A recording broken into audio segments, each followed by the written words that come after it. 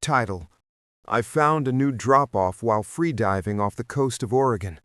My boyfriend went down, and what came back up wasn't him. I'm writing this from the laundry room. The door is locked, and I've wedged the dryer against it. I can hear him, moving around in the kitchen. It sounds like wet slap steps, like raw steaks being dropped on the linoleum. Slap, drag, slap. He's drinking all the water. I heard him tear the faucet right off the sink about 10 minutes ago. Now there's just the sound of high-pressure spraying and him swallowing, gulping. It sounds like a drain unclogging. I don't know how much time I have before he realizes I'm in here. I have a knife, a flare gun from the boat kit, and this phone. If you live near Cape Kiwanda or the Pacific City area, stay away from the North Cliffs, specifically the little cove past the thumb-shaped rock. Don't go in the water. God, just don't go in the water. Let me start from the beginning. I need to get this down while my hands are still steady enough to type. My name is Maya. My boyfriend was Liam. We're both experienced freedivers. We're not professionals, but we've been doing this for years. We live for that moment when the surface noise cuts out and the world becomes nothing but blue gradients and the sound of your own heartbeat slowing down. It's meditative. It's supposed to be peaceful. Yesterday, the conditions were perfect. Overcast, but the water was glass calm. Visibility was insane for the Oregon coast, easily 30 or 40 feet. We took our small Zodiac out past the break, looking for a spot we'd seen on Google Earth, a patch of dark blue water that suggested a deep trench or a sinkhole nestled in the reef. "That's it," Liam said, cutting the engine. He pointed to a patch of water about 50 yards away. The Sapphire Cut. That's what he called it. He loved naming things. We geared up. Wetsuits, long fins, weight belts, masks. No tanks. The purity of it is the point. You rely on your lungs and your mind. We did a few warm-up dives to 20 feet, just loosening up the diaphragm. The water was freezing, that bone-deep Pacific chill, but the 7mm suits did their job. "I'm going to push for the bottom of the ridge," Liam said, spitting in his mask to clear the fog. "I want to see how deep that hole goes." "Be careful," I said. "Don't push your limits today. The current feels weird." It did. It wasn't pulling us out to sea. It felt like it was pulling us down, a subtle vertical drag. Liam flashed me the OK sign, took his final breathe up, those long, purging exhales, and then jackknifed perfectly. He slipped under the surface without a splash. I floated on the surface, watching him. I was the safety diver. My job was to watch him, wait for him to start his ascent, and meet him halfway to escort him up in case of a shallow water blackout. I watched his yellow fins kick, driving him deeper. The visibility was hauntingly clear. Below us, the reef shelf just ended. It was a cliff of jagged gray rock that dropped off into an abyss of indigo. Liam reached the ledge of the drop-off, about 40 feet down. He stopped kicking and went into the glide phase, letting negative buoyancy take him. He looked like he was falling in slow motion. Then he stopped. He hovered there, right at the lip of the darkness. He turned his head, looking at something on the rock wall. I checked my watch. 45 seconds. He was fine. He could hold for 3 minutes easily. But then he did something strange. He unclipped his GoPro from his head strap and held it out, seemingly filming a crevice in the rock. He stayed there for a long time. Too long. 1 minute 30 seconds. "Come on, Lee! Come up!" I whispered into my snorkel. He didn't move. He was just floating there, rigid, staring into the dark. Then, without kicking, he started to drift forward, into the hole. It didn't look like he was swimming. It looked like he was being pulled. Panic, cold and sharp, hit me. I spat my snorkel, took a massive breath, and dove. I kicked hard, fighting the buoyancy of my wetsuit. The pressure built in my ears. Pop, pop, pop. I cleared them and kept kicking. 30 feet, 40 feet. I reached the ledge where he had been. The water here was freezing, easily 10 degrees colder than the surface. I looked down into the abyss. "Liam!" I screamed in my head, the sound useless underwater. I saw his yellow flash of his fins. He was deep, too deep, maybe 60, 70 feet, and sinking fast. He wasn't moving. His arms were at his sides. I pushed deeper. My lungs started to burn. The diaphragm spasms, the hunger for air started to kick in. I ignored them. I got to about 60 feet. The pressure was immense. The light was fading. I saw him. He was suspended upright in the water column, facing away from me. I reached out and grabbed his shoulder. The wetsuit felt slimy, not wet rubber, but slick, like it was covered in mucus. I yanked him hard. He spun around. I recoiled, almost letting out my precious air. It was Liam, but his eyes were open wide, wider than humanly possible. The pupils were blown, swallowing the iris, and his regulator was gone. His mouth was open in a perfect O, and it was full of water. He was dead. He had to be. No one looks like that and is alive. I grabbed his arm, prepared to haul a body to the surface. My vision was tunneling. I needed air now. But then he clamped his hand onto my wrist. His grip was crushing. It felt like a vice. He blinked, slowly. A nictitating membrane, a clear, milky inner eyelid slit across his eye and retracted. I was so shocked I froze. Liam looked at me, that horrific slack-jawed expression unchanging, and then he kicked. He kicked hard, not towards the surface, towards me. He shoved past me, using my shoulder as a launch pad, and rocketed towards the light above.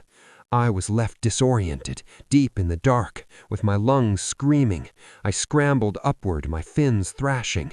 The ascent was a blur of panic and starving cells.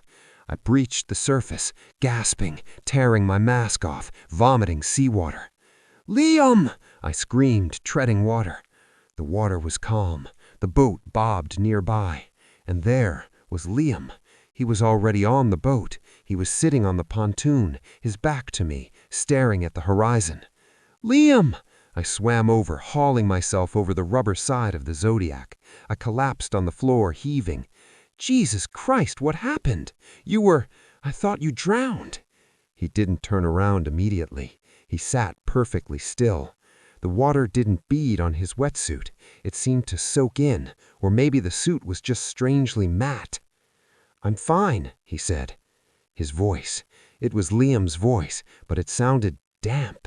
It sounded like he was speaking with a mouthful of marbles, or like the audio was coming from a speaker submerged in a bathtub. "You're not fine," I crawled over to him. "Your eyes. You had a seizure or something. We need to get you to a hospital. Shallow water blackout, maybe." He turned to look at me. His eyes were normal, hazel, pupils reactive to the light. The milky membrane was gone. He smiled. "I'm fine, Maya, really. I just saw something cool and got distracted. I held it a bit too long." He looked normal, but he wasn't blinking. "Let's go home," he said. The drive back was agonizing. I drove. Liam sat in the passenger seat. He didn't put his seatbelt on until I reminded him 3 times. He had the AC blasting. It was 65 degrees out, but he turned the dial all the way to max cold. "I'm burning up," he muttered. I noticed a smell. At first, I thought it was just the wetsuits, that funk of neoprene and low tide. But this was sharper, metallic, like copper and ozone. "Did you cut yourself?" I asked. "No," he said, staring out the window. He hadn't looked at me since we got in the car. "Liam, seriously, you scared the hell out of me. What happened down there? Why did you look like that?" He paused. "Pressure," he said. "Just the pressure." We got home around 4 p.m. We live in a small rental house about 2 miles from the beach. Usually, the first thing we do is rinse the gear. Liam walked straight past the hose, walked into the house still wearing his wetsuit, and went into the bathroom. "Liam," I called out, "you're dripping salt water all over the carpet." The door clicked shut. Then the sound of the shower. I stood in the living room holding his gear bag. I felt sick, a deep vibrating anxiety in my gut. My lizard brain was screaming, "Danger!" I started unpacking his gear to rinse his fins. That's when I found the GoPro. He had taken it off underwater. I remembered him holding it out. He must have clipped it back to his belt before he shot to the surface. I needed to see. I needed to know if I had imagined the eyes, the membrane. I took the SD card out and plugged it into my laptop on the kitchen island. I opened the last file. Video file, GoPro3947.mp4. The footage starts with the blue descent. The camera shakes as Liam kicks. The depth gauge in the corner reads 20 feet, 30 feet, 40 feet. He stops. He enters the glide. The image stabilizes. He reaches the drop-off. The camera pans to the black void. Then he takes the camera off his head. He holds it out. He is filming a small cave in the wall of the trench. At first, it looks empty, just black rock. Then movement. Two pale, white discs appear in the darkness of the cave. Eyes. But they aren't reflecting light. They are glowing faintly. A hand reaches out of the cave. It's pale, translucent white. Too many fingers. It has 6 or 7 long, jointless digits. Liam doesn't swim away. He moves closer. The audio is just the muffled crackle of the ocean and the rhythmic thumping of his heartbeat, which the waterproof case picks up. Thump, thump, thump, thump. The hand in the cave beckons. It mimics a "come here" motion, but the movement is jerky, like stop-motion animation. Liam drifts closer. The camera gets within inches of the cave entrance. And then the thing in the cave shoots out. It's a blur of translucent flesh. It wraps around Liam's arm, the arm holding the camera. The camera spins wildly. Blue, black, bubbles, blue. The camera falls. It lands on a ledge, lens facing upward. I watched, hand over my mouth, as the footage captured Liam drifting above. Something is attached to his back. It looks like a giant, translucent nudibranch or flatworm.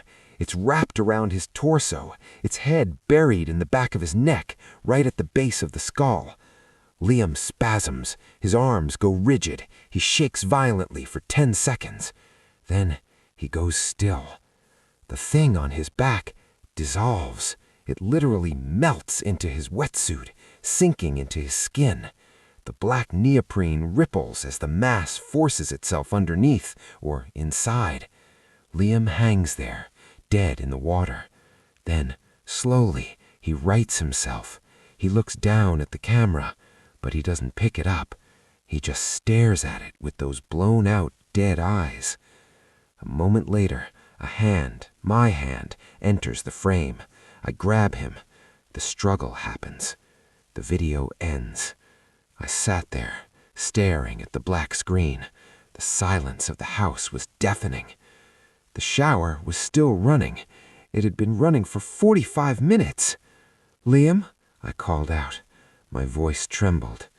No answer, just the hiss of water. I stood up, grabbing a heavy metal flashlight from the kitchen drawer. I walked to the bathroom door. Water was seeping out from under the door. Not a little, a lot. It was soaking the hallway rug. "Liam, open the door or I'm calling the police." The shower turned off instantly. The silence that followed was worse than the noise. "Liam?" I heard a wet sound. Slosh. Then a voice. But it wasn't coming from mouth height. It was coming from the floor. "I'm so thirsty, Maya." The voice was gurgling, bubbling. "I dried out too much on the boat. I need to hydrate." I backed away. "I'm calling 911. "No," the voice on the floor said. "Don't do that. The salt levels are wrong. They won't understand the osmosis." I heard the lock click. I ran. I didn't wait to see what opened the door. I ran into the laundry room across the hall and slammed the door, locking it and shoving the dryer in front of it. That was 2 hours ago. He came out of the bathroom. I heard him dragging himself. It sounded like a wet sleeping bag being pulled across the floor. He went to the kitchen, he tore the faucet off. He's been drinking ever since. But 5 minutes ago, the water stopped. Maya. He's standing right outside the laundry room door. Maya, I'm full now, but the pressure, I need the pressure back. Thud! He hit the door. The wood splintered. It's too light up here, he groaned. My skin is splitting. Thud! The dryer shifted. I can see through the crack in the doorframe. I can see a sliver of him. He's not wearing the wetsuit anymore. Or he is, but it's part of him. The black neoprene has fused with his skin. Where the zipper used to be, there's a jagged line of open, weeping flesh. And he's bloated. He looks like a tick that's about to pop. His skin is translucent, and I can see water swirling inside him. Take me back, he whispered. Take me back to the sapphire cut. I'm not opening this door. I don't care what he does. Wait, I hear something else. From the kitchen window, glass breaking, and wet slapping sounds from the backyard, multiple sets. He didn't come alone, or maybe he's calling them. They're here to carry me, Liam gurgles from the other side of the door, since you won't. I'm going to use the flare gun. If they break in, I'm burning this whole house down. I'm sorry, Liam. I'm so sorry. Update. The police arrived. I heard the sirens. I thought I was saved. I heard the front door get kicked in. Officers shouting, "Drop it! Get on the ground!" Then screaming, not from Liam, from the cops. Gunshots. Pop, pop, pop. Then a sound I can't describe, like a high-pressure hose hitting a melon, a wet explosion. And then the screaming stopped. Now there's just the wet slapping sounds, and they are getting closer to the laundry room. There's water seeping under the door again, but it's not clear water. It's pink. My phone is at 2%. If you're diving in Oregon and you see a hole that isn't on the map, don't look into it. It looks back, and it's so thirsty.